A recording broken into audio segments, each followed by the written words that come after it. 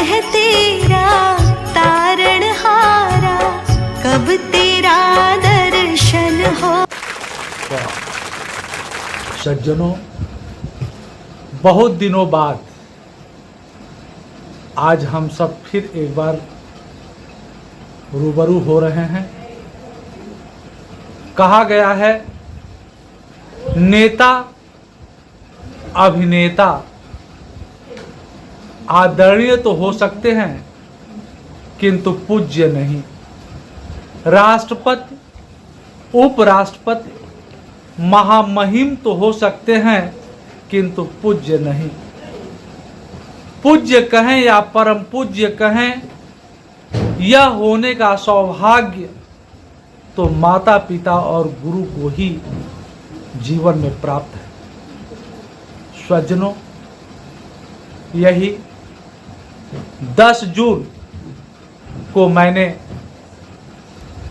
चूंकि माता जी को तो मैं पहले ही खो चुका था और पिताजी भी यही पिछले 10 जून को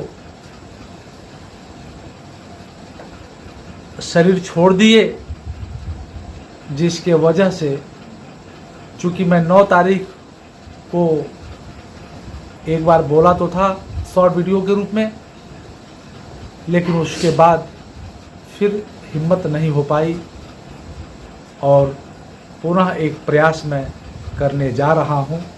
आज से फिर स्वजनों, एक मैं निवेदन अवश्य करूंगा।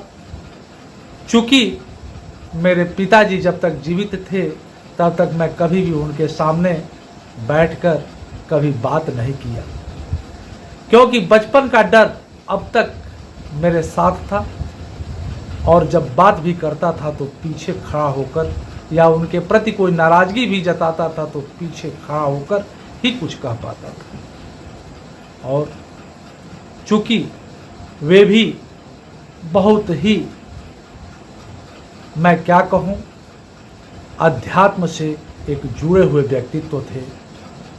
उनके भजन भक्ति में किसी भी प्रकार की कोई, हम कह सकते हैं कि कमी तो नहीं थी।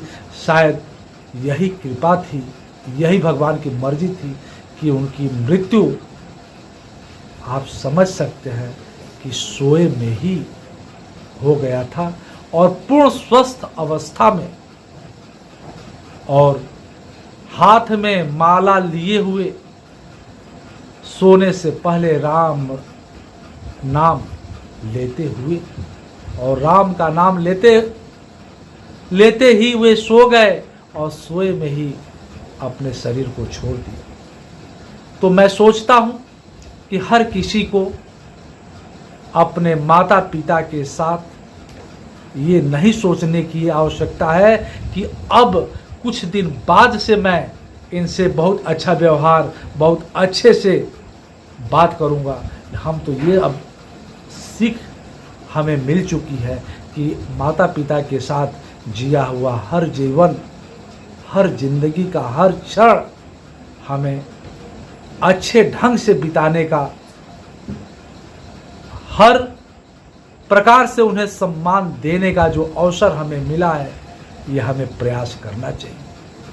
हम समाज में देखते हैं हर माँ बाप, हर माताएं चाहती हैं कि उसका पुत्र श्रवण कुमार बने, लेकिन कोई भी माता ये नहीं चाहती कि उसका पति श्रवण कुमार बने। अगर हर स्त्री अगर यह प्रयास शुरू कर दे कि उसका पति श्रवण कुमार बन जाए, तो निसंदेह मैं कह सकता हूँ कि उसका पुत्र श्रवण कुमार अवश्य बन जाएंगे। स्वजनों, हमारे जीवन में हमने देखा है, महसूस किया है, माँ और बाप जो 2 शब्द हैं, जब आदमी माँ कहता है तो मुंह खुल जाता है, और जब बाप की बारी आती है, बाप कहता है तो मुंह बंद हो जाता है। इसलिए माँ के सामने हमेशा निडरता और बाप के सामने डर होता है। लेकिन ये डर सम्मान को भी प्रकट करता है, लेकिन साथ ही हिम्मत जुटाकर बाप के बुढ़ापे में हमें कुछ ज़्यादा खुल करके हमें मित्रवत भी कह दूं कि मित्रवत व्यवहार भी करा जाए, तो ये भी कोई गलत हमारा तरीका नहीं हो सकता है। इसलिए अब जो हमने सीख पाई है, उस सीख के अनुरूप हम आप सभी से ये विनम्र निवेदन करते हैं कि किसी भी प्रकार से हमें अपने माँ बाप के प्रति जो हमारा जिम्मेदारी है, जो हमारा कर्तव्य है, उसमें हमें बढ़ चढ़कर उनके प्रति अपने आप को विनम्र बनाने की आदत सीखनी चाहिए, डालनी चाहिए। आज मैं ज़्यादा कुछ न बोलते हुए इतना ही हम सभी से, अपने श्रोतागण से करबद्ध निवेदन करता हूँ कि हम सभी अपने माता पिता के प्रति सजग हों, सजग रहें एवं उनके एक एक बात को ध्यान में रखते हुए अपने कर्तव्य का निर्वहन करें। अंत में इन्हीं शब्दों के साथ बहुत बहुत आप सभी का धन्यवाद।